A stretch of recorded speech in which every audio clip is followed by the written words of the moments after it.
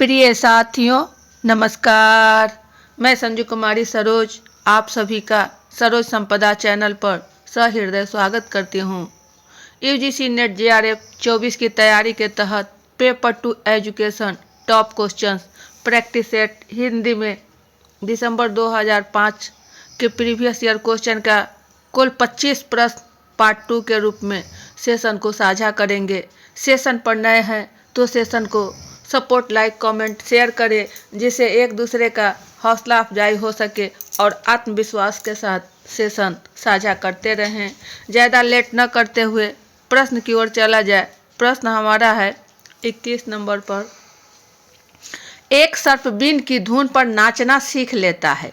इस संदर्भ में निम्न में से कौन सा अधिगम सिद्धांत लागू होता है? ए स्किनर का सक्रिय अनुबंधन, बी थॉर्नडाइक का संबंध, सी कॉट लेविन का क्षेत्र का सिद्धांत, डी पावलोव का क्लासिकीय अनुबंधन। इसमें सही विकल्प का चयन करना है। एबीसीडी में कौन सा हमारा होगा? तो नाचना सीख लेता है। कब सीख लेता है? जब वह बीन की धुन सुनता है, उस पर वह नाचना, डांस करना वह सीख लेता है। तो यहाँ कौन सा सिद्धांत लागू होगा? इसमें अधिगम का जो सिद्धांत है वो है आपका स्किनर का सक्रिय अनुबंधन।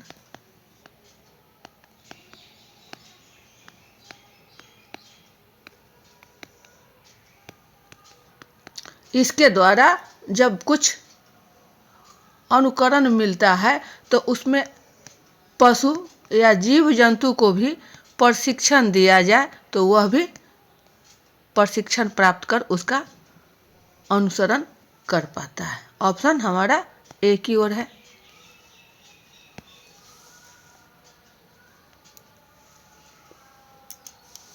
नेक्स्ट क्वेश्चन 22 में है। निम्न में से कौन सा गिलफोर्ड के बुद्धि संरचना प्रतिमान के प्रविधि आयाम में है? ए सेमांटिक, बी कॉग्निटिव, सी यूनिट्स, डी इम्प्लीकेशन। इसमें सही विकल्प का चयन करना है। कौन सा हो जाएगा? तो गिलफोर्ड के बुद्धि संरचना है वह 3 बीमाएं वाली है। गिलफोर्ड की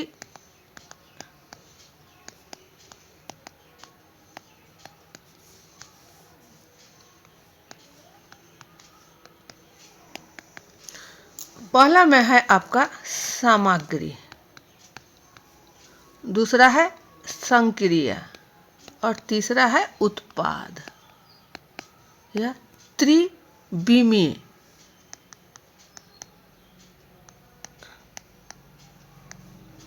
त्रिविमीय संरचना भी इसका नाम है।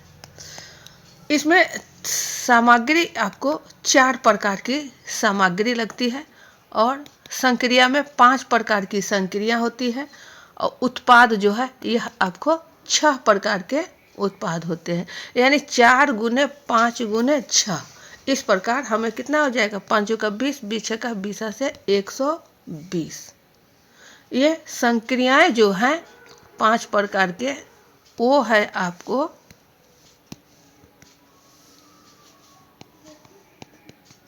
संज्ञान, स्मरण, परंपरागत चिंतन, गैर परंपरागत चिंतन और मूल्यांकन। ये आपको 5 है अकॉर्डिंग टू गिलफोर्ड। तो सही विकल्प हमारा क्या हो जाएगा? संज्ञान। ये कॉग्निटिव से है। ऑप्शन बी की ओर। चलिए नेक्स्ट क्वेश्चन 23 पर है। संस्कृत पूंजी है। ए सांस्कृतिक संगठनों द्वारा की गई आय, बी विद्यालय में सिखाए गए सांस्कृतिक आचरण, सी विद्यालय उत्सव में विद्यार्थियों द्वारा की गई सांस्कृतिक गतिविधियां, डी एक शिक्षार्थी की आर्थिक, सामाजिक, राजनीतिक एवं पारिवारिक पृष्ठभूमि। सही विकल्प क्या हो जाएगा? संस्कृत में पूंजी, यानी यहाँ महत्व रख रहा है सांस्कृतिक पूंजी। ये होना चाहिए आपको सांस्कृतिक पूंजी। संस्कृति। तो संस्कृति यानी कल्चर, यह जो है कुछ व्यक्ति तक सीमित नहीं है, ये लार्ज संख्या में, अधिक संख्या में, एक पीढ़ी से दूसरी पीढ़ी तक जो हस्तांतरित होती है वो हमारा संस्कृति है। संस्कृति सीखी जा सकती है, या नई पीढ़ी जो हमारी आने वाली है वह पुरानी पीढ़ी के द्वारा संस्कृति का ज्ञान प्राप्त करता है। इस प्रकार हम आसानी से कह सकते हैं कि एक पीढ़ी से दूसरी पीढ़ी को अर्जित ज्ञान के भंडार करने में यह एक बड़ा सा समूह कार्य करता है। इसका वृद्धि होती है, इसमें सुधार होता है। यह भूत के अनुभव से भविष्य में वृद्धि करता है। कहाँ? विद्यालय में सिखाए गए सांस्कृतिक आचरण, आय वगैरह विद्यार्थी द्वारा, यह सब आपका राजनीतिक पारिवारिक पृष्ठभूमि नहीं। ऑप्शन बी हमारा सही।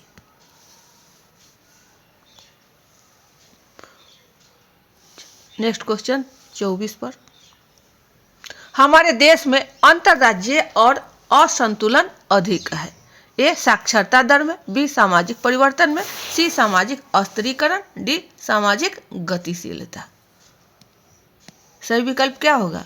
देश में पूछा जा रहा है अंतर्राज्यीय असंतुलन, तो सामाजिक परिवर्तन जो है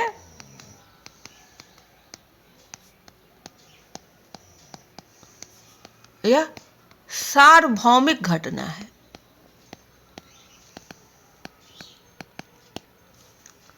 यह सभी समय में, सभी कालों में वर्तमान रहता है। कुछ राज्यों में विकास की दर अधिक है चूंकि वहां संसाधन उपलब्ध है, और कुछ जगह पर कम चूंकि वहां संसाधन कम है। यह हमारे देश में सामाजिक परिप्रेक्ष्य के क्षेत्र में असंतुलन पैदा करता है। असंतुलन क्या हो जाएगा? ऑप्शन हमारा बी की ओर है।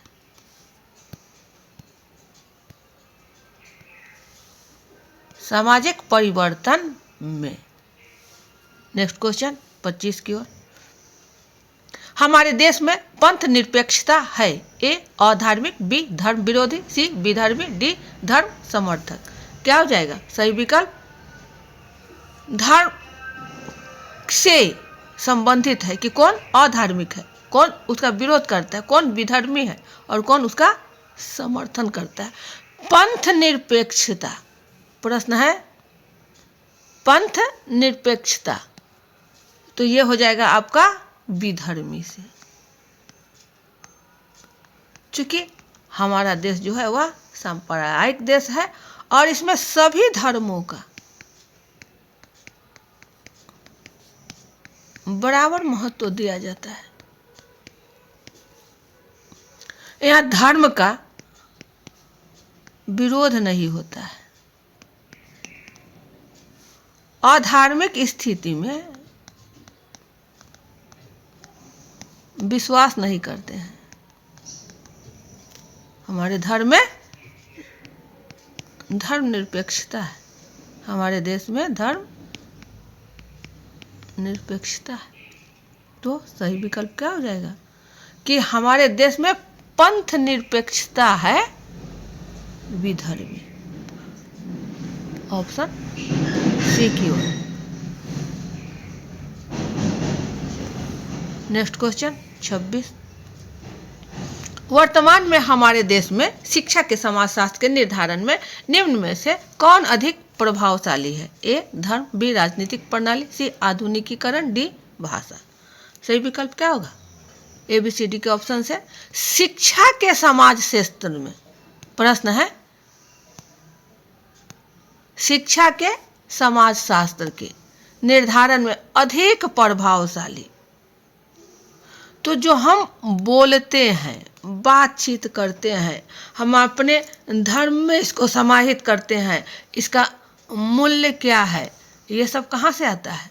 तो ये है आपका लैंग्वेज, भाषा। क्योंकि समाज शास्त्र के मूल्य निर्धारक जो है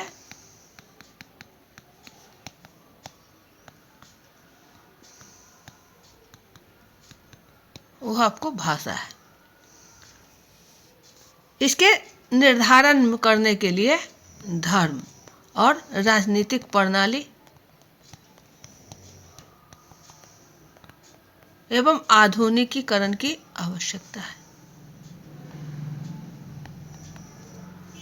लेकिन यह कम में है, भाषा जो है बृहद रूप में। सही विकल्प डी, भाषा। क्वेश्चन नंबर 27 है, एक सामाजिक अपप्रणाली के रूप में शिक्षा की मुख्य भूमिका है। ए, सामाजिक मूल्यों के उत्तरोत्तर पीढ़ियों में पहुंचाना। बी, समाज के कमियों को दिखाना और सुधारना। सी, समाज में आधुनिकीकरण की शुरुआत करना। डी, व्यक्तियों को शांत जीवन के लिए सहायता करना। ABCD के विकल्पों में सही विकल्प का चयन करना है। कौन सा हमारा होगा?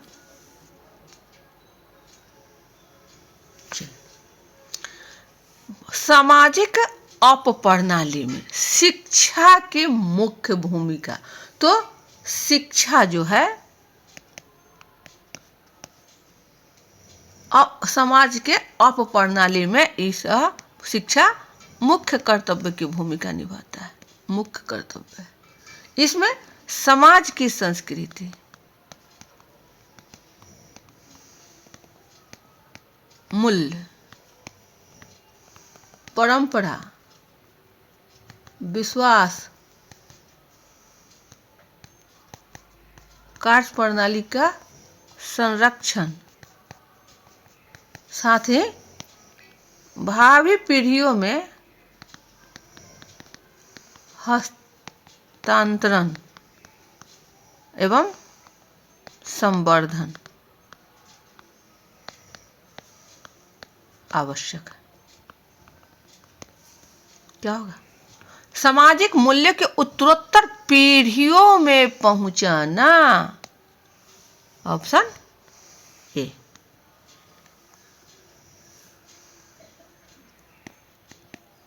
चलिए नेक्स्ट क्वेश्चन 28 पर। शिक्षा में तकनीकी के अधिक उपयोग के समाज पर प्रभाव होंगे। ए, विद्यार्थियों में पृथक्करण। बी, समाज का आधुनिकीकरण। सी, सामाजिक हमला। डी, कक्षा अधिगम में सहयोग। क्या हो जाएगा सही विकल्प हमारा? तकनीकी के अधिक उपयोग से। तो जब नई नई टेक्नोलॉजी आएगी, उसका उपयोग किया जाएगा तकनीकी का, तो उसमें आधुनिकता आएगी और हमारा कार्य जो है वह कुशलता से जल्दी जल्दी होगा, वृद्धि होगी, यानी समाज का आधुनिकीकरण। ऑप्शन बी की ओर है। ये हमला वगैरह ये सब जो है आपको निगेटिविटी ऐसे ही है, कुछ नहीं होना और पृथक्करण होगा ही नहीं। कक्षा अधिगम में सहयोग से समाज पर क्या होगा, ये आपका उपयुक्त है। नेक्स्ट क्वेश्चन 29 पर है। भारत में शिक्षा के इतिहास में निम्नलिखित महत्वपूर्ण प्रभाव को कालक्रम में सजाइए।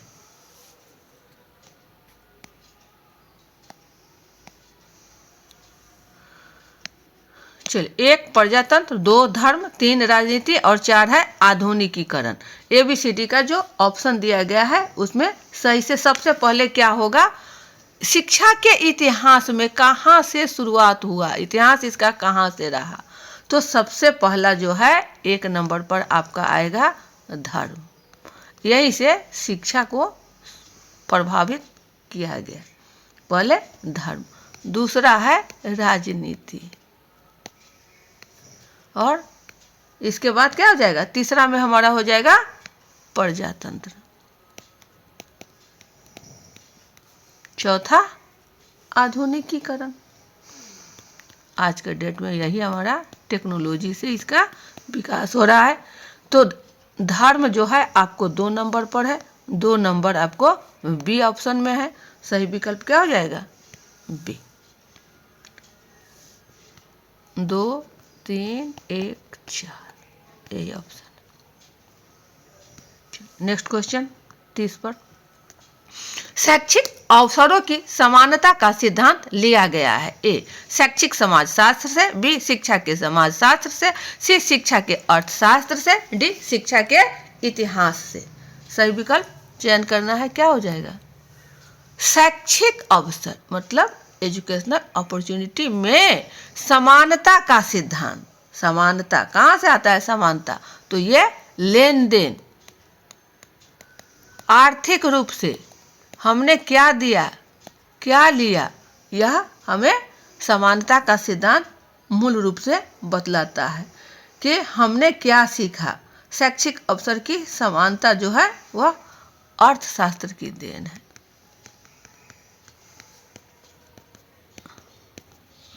ऑप्शन हमारा सी की ओर है, शिक्षा के अर्थशास्त्र से। नेक्स्ट क्वेश्चन 31 पर, निम्नलिखित का मिलान कीजिए, सूची 1 और सूची 2। सूची 1 में ABCD और 2 में है आपका उसका प्रक्रम।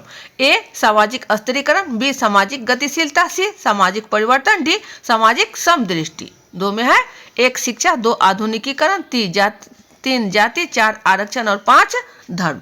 5 ऑप्शन आपको दिया गया है और इसमें बनाना है। तो अभी पिछले पन्ने में हम लोगों ने देखा कि सामाजिक परिवर्तन किससे था, तो आपको आधुनिकीकरण से। सामाजिक परिवर्तन किससे था, आधुनिकीकरण, यानी सी हमारा क्या हो जाएगा, दूसरा। चलिए ऑप्शन नहीं दिया गया है। और सामाजिक स्थिरीकरण, किसी का स्तर क्या है उसके किससे पता चलता है, तो वो है समाज में जाति से। ये हमारा क्या हो जाएगा, 3। ये 3 सामाजिक गतिशीलता, कब आएगी गतिशीलता, जब हम नॉलेज बढ़ेगा, हमें ज्ञान है। ज्ञान कहाँ से आएगा, तो शिक्षा से, B1। अब रह गया आपका डी सामाजिक समदृष्टि। ये आपका क्या हो जाएगा, जब समानता हमें लाना है तो इसके लिए आरक्षण की आवश्यकता दी गई। हमारे संविधान में आरक्षण SC ST और EBC जनरल सबका कोटा निर्धारित है। सामाजिक समदृष्टि, बराबर हो, समानता हो, सभी का विकास हो सके, तो डी क्या हो जाएगा, 4। कोई दिक्कत यहाँ नहीं होना चाहिए। A3 B1 C2 D4 option तो आपको नहीं है, लेकिन ऑप्शन यही समझ लीजिए, ज़्यादा विलंब हो जाएगा। चले नेक्स्ट क्वेश्चन 32 पर, संस्कृति के संदर्भ में शिक्षा की भूमिका है। ए संरक्षण, बी उन्नयन, सी संरक्षण और उन्नयन दोनों, डी आधुनिकीकरण। क्या हो जाएगा, शिक्षा की भूमिका संस्कृति के संदर्भ में, कल्चरल। तो संस्कृति का संरक्षण भावी पीढ़ी की हस्तांतरण करती है, उसका यह संवर्धन करती है।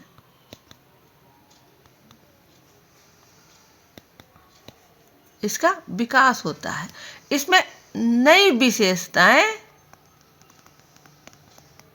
और नई दृष्टि का विकास होता है, संस्कृति का उन्नयन होता है। तो क्या होगा इसमें, यहाँ संरक्षण भी हमारा हो रहा है।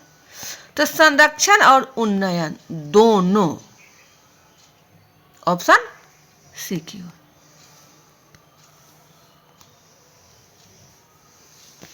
चलिए नेक्स्ट क्वेश्चन 33, टी परीक्षण तब उपयोगी है जब ए दो समूह के मध्यमानों की तुलना करता है, बी दो चरों में संबंध ज्ञात करता है, सी वितरण सामान्य नहीं है, डी क्रमबद्धित मापनीय है। क्या होगा? टी परीक्षण तब उपयोगी है जब दो समूहों के मध्यमानों की तुलना करता है। दो हमारा होना चाहिए, यानी दो मध्यमानों माध्यों के बीच अंतर, जो उसकी सार्थकता की जांच करता है। ऑप्शन हमारा ए।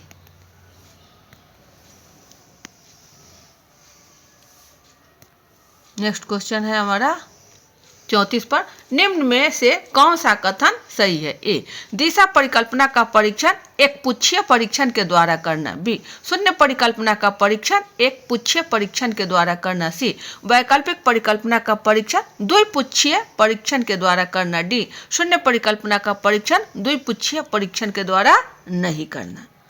सही विकल्प का चयन करना है। क्या होगा?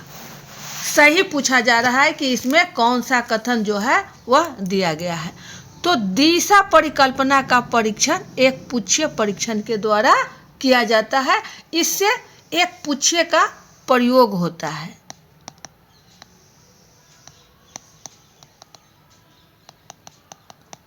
और यह जो है आपको नल हाइपोथेसिस यानी शून्य परिकल्पना के द्विपुच्छीय परीक्षण को सत्यापित करने के लिए की जाती है।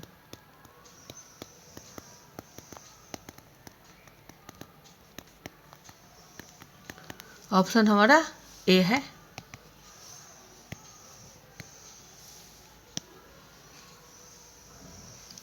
नेक्स्ट क्वेश्चन 35, शोध प्रक्रिया में शोध के पद का सही क्रम कौन सा होगा? ए प्रदत्तों का संग्रह, प्रदत्तों होगा। ए प्रदत्तों का प्रदत्तियों, बी समस्या की पहचान, 3 परिकल्पना का परीक्षण, 4 परिकल्पना का निरीक्षण, 5 निष्कर्ष निकालना।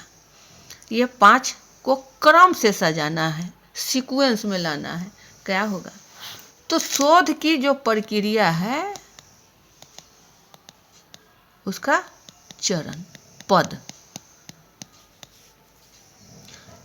इसका एक छोटा सा फॉर्मूला है, टेक्निक, जिसके शॉर्टकट में हम लोग ने याद कर रखा है, PhD CAG। P है आपको सिलेक्शन ऑफ प्रॉब्लम,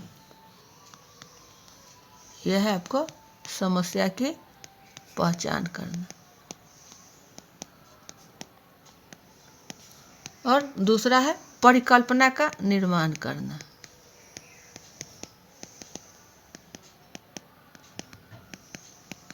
ये हो गया आपका हाइपोथेसिस। डी जो है डाटा है, डाटा का संकलन करना, प्रदत्त।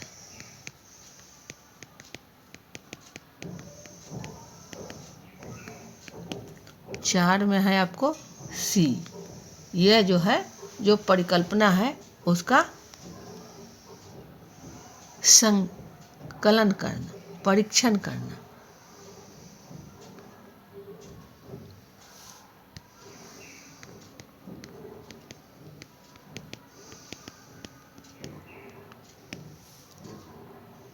कलेक्शन। ए है आपका एनालिसिस उसका, और जी है आपका जेनरलाइजेशन। परिकल्पना का परीक्षण हो गया, उसके बाद आपका आएगा निष्कर्ष निकालना। छठवां है आपका जेनरलाइजेशन यानी सामान्यीकरण। यही आपका स्टेप है। तो सबसे पहले क्या हो रहा है? समस्या की पहचान करना। समस्या की पहचान 2 पर है, तो 2 यहाँ है, ए और बी में है, सी कैंसिल, डी कैंसिल, 2 हो गया। समस्या की पहचान, उसके बाद परिकल्पना का निर्माण करना, परिकल्पना का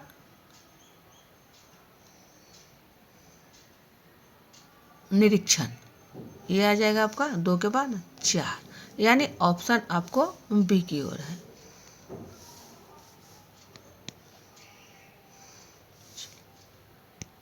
ऑप्शन हमारा बी है। 36 में मानक विचलन का मान हमेशा धनात्मक होता है क्योंकि विचलन का वर्ग किया जाता है। बी, इसका मान सर्वव्यापक धनात्मक स्वीकार किया गया है। सी, यह धनात्मक अंकों का वर्गमूल है। डी, यह समूह के अंदर भिन्नता दर्शाता है। सही विकल्प का चयन करना है। क्या होगा सही हमारा? मानक विचलन का मान हमेशा धनात्मक होता है क्योंकि विचलन का वर्ग किया जाता है। ऑप्शन ए है।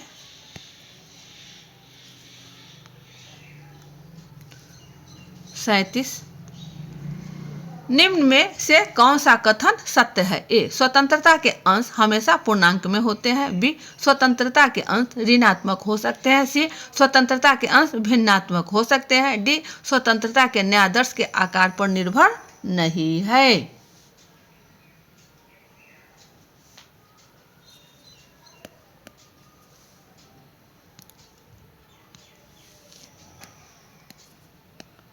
चलिए, क्या होगा?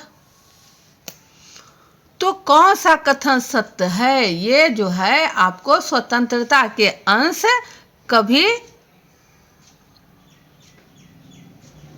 ऋणात्मक नहीं होते हैं, तो ये नहीं होगा। आपको भिन्नात्मक नहीं हो सकते, निर्भर नहीं है, यानी हमेशा पूर्णांक में होते हैं।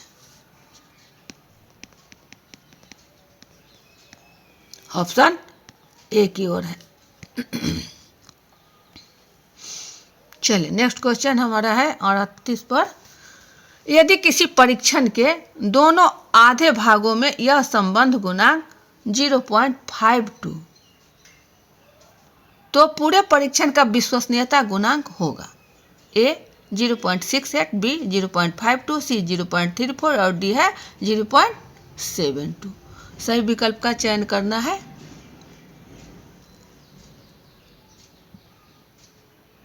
क्या होगा? तो संबंध गुणांक जो है वह आपको 0.68 होता है। इसका सूत्र है R = 2RL by 1 + RL। क्या हो जाएगा? 2 × 52 by 1 + 0.2, दोनों से गुना करने पर 104/152। इस प्रकार हमारा क्या हो जाएगा? R = 0.68। ऑप्शन ए की ओर है।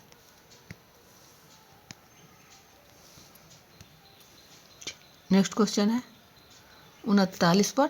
भौतिक विज्ञान तथा सामाजिक विज्ञान में प्रयोगात्मक अनुसंधानों में अंतर होता है। ए, चरों के मापन में, बी, चरों के नियंत्रण में, सी, चरों के संचालन में, डी, इन सभी में।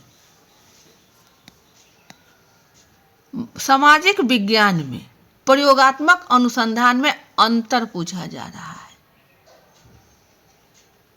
यह मात्रात्मक एवं गुणात्मक दोनों रूप में होता है। दोनों रूपों में आपको होता है। चरों के नियंत्रण में, भौतिक विज्ञान में चरों का नियंत्रण जो है संभव है।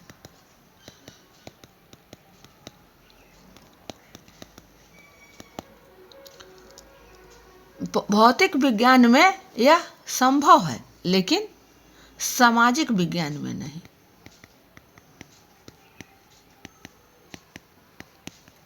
यहाँ चरों का जो नियंत्रण है वह भौतिक विज्ञानों की।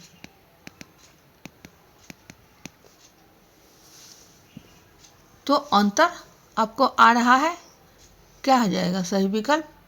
चरों के मापन में, नियंत्रण में और इसके संचालन में भी। इस प्रकार ऑप्शन हमारा डी है इन सभी में। नेक्स्ट क्वेश्चन 40 पर, सूची 1 और सूची 2 का मिलान कीजिए। सूची 1 में है ए यादृच्छिक न्यायादर्श, बी स्वोद्देश्य न्यायादर्श, सी बहुस्तरीय न्यायादर्श, डी स्तरीकृत और आनुपातिक न्यायादर्श। वही सूची 2 है आपका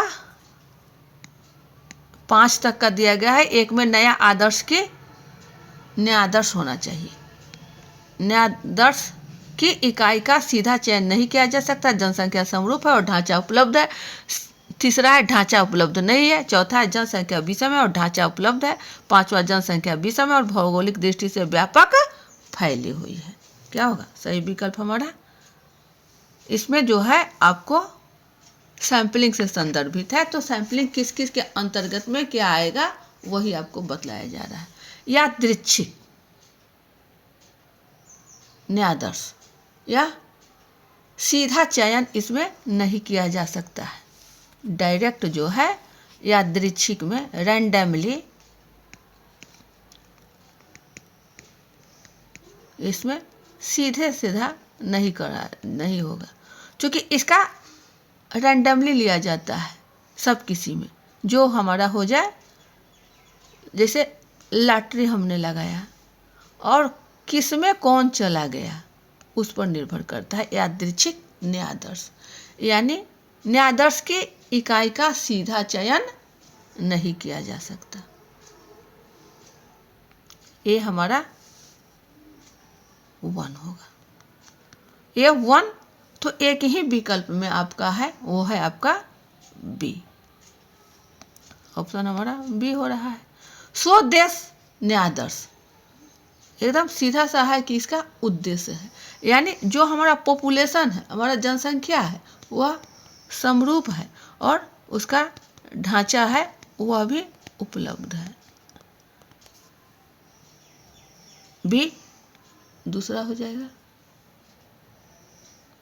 वैसे ही बहुस्तरीय माने जनसंख्या जो है भिन्न भिन्न प्रकार का है, कहीं कुछ कहीं कुछ कहीं कुछ, तो यहाँ जो ढांचा है डाटा वह उपलब्ध नहीं है।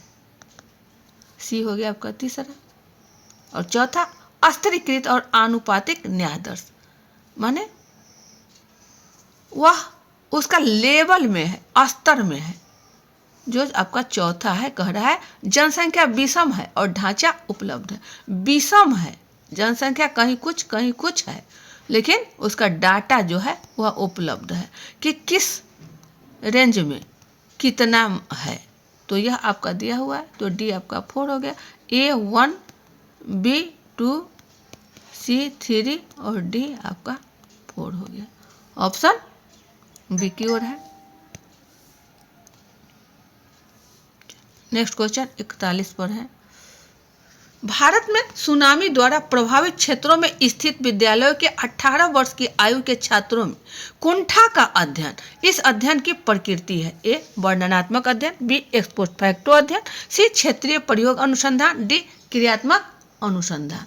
क्या होगा सही विकल्प? ABCD में सुनामी, जहां हमें सुनामी भारत में मिला था, वहाँ को जो क्षेत्र है प्रभावित, वहाँ पर जो विद्यालय में बच्चे 18 वर्ष आयु के हैं वो अध्ययनरत है, उनमें छात्रों में कुंठा का अध्ययन।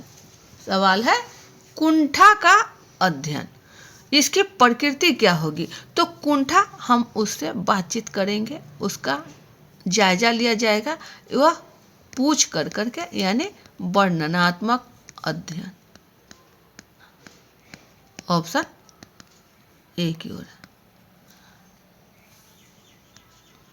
इसमें बीती हुई बातें, ये आपको क्षेत्रीय प्रयोग करने की बातें है और क्रियात्मक आपको शिक्षा जगत के लिए, ये आपका सही है। नेक्स्ट क्वेश्चन 42 पर। काय वर्ग परीक्षण उस समय किया जा सकता है यदि मापनी हो? ए क्रमबद्धीय, बी अंतरालात्मक, सी नामीय, डी अनुपातात्मक। ये 4 आपको दिया गया है, नॉमिनल, ऑर्डिनल, इंटरवल और रेशियो। इन चारों में सही हमारा क्या हो जाएगा? काय वर्ग परीक्षण उस समय किया जाता है जब हमारा सांख्यिकी विधि अप्रचालित हो।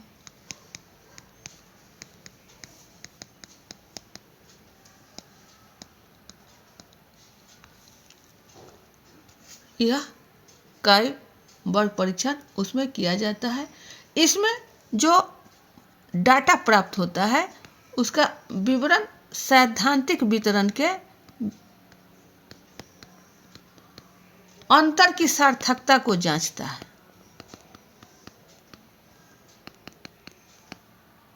जिससे यह साबित होता है कि अंतर में कारण जो है वह वास्तविक है या कारणवश है।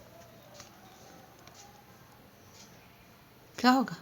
यहाँ आपका एक सीक्वेंस बतला रहा है, एक क्रम में, ऑर्डर में, तो ऑर्डिनल सही विकल्प एक ही ओर है, क्रमबद्धीय।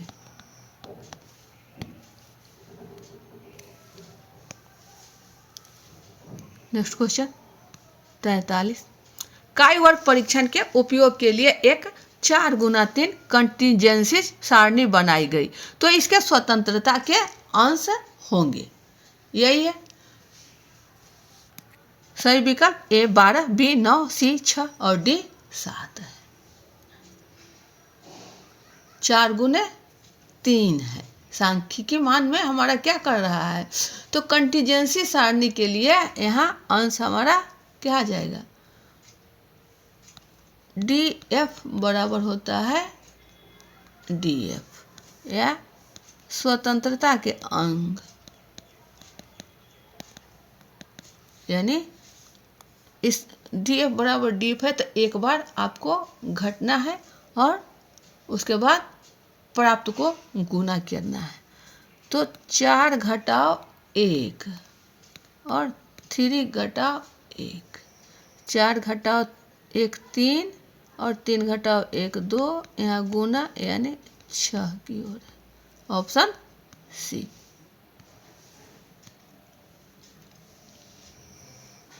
Next question 44।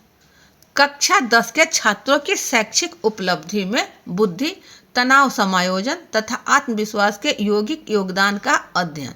इस अध्ययन में आंकड़ों का विश्लेषण करने के लिए सबसे अच्छी सांख्यिकीय तकनीक है।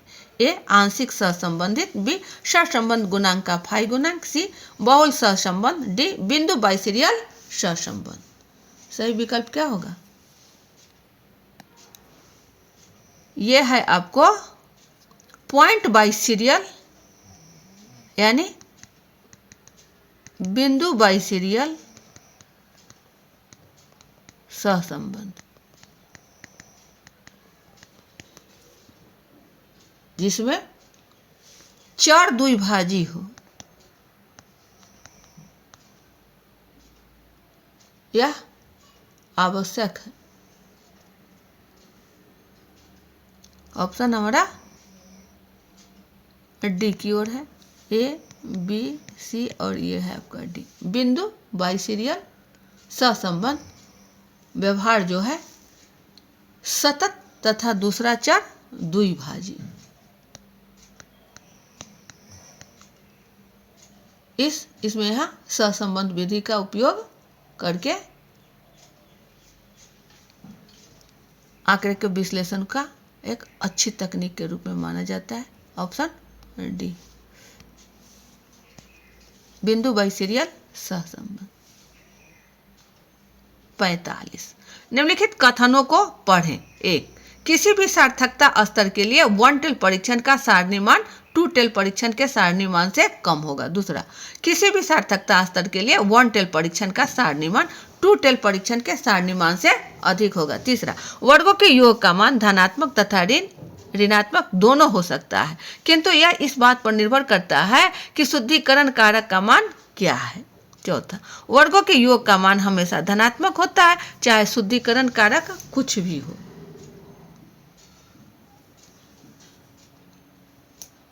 ऑप्शन ABCD आपको दिया गया है, कौन सा होगा? चारों होगा, 3 होगा, 2 होगा या कोई एक होगा।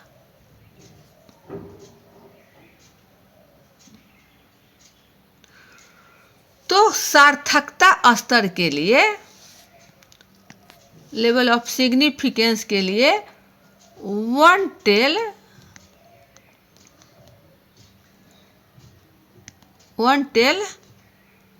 टेस्ट जो हमारा है उसका सारणी मान, टेबल मान 2 टेल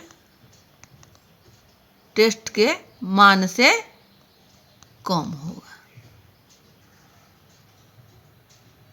फिर से समझा जाए कि सार्थकता स्तर के लिए, लेवल ऑफ सिग्निफिकेंस के लिए 1 टेल जो हमारा डाटा मान आता है, सारणी का जो मान है वह 2 टेल टेस्ट के मान से कम होता है।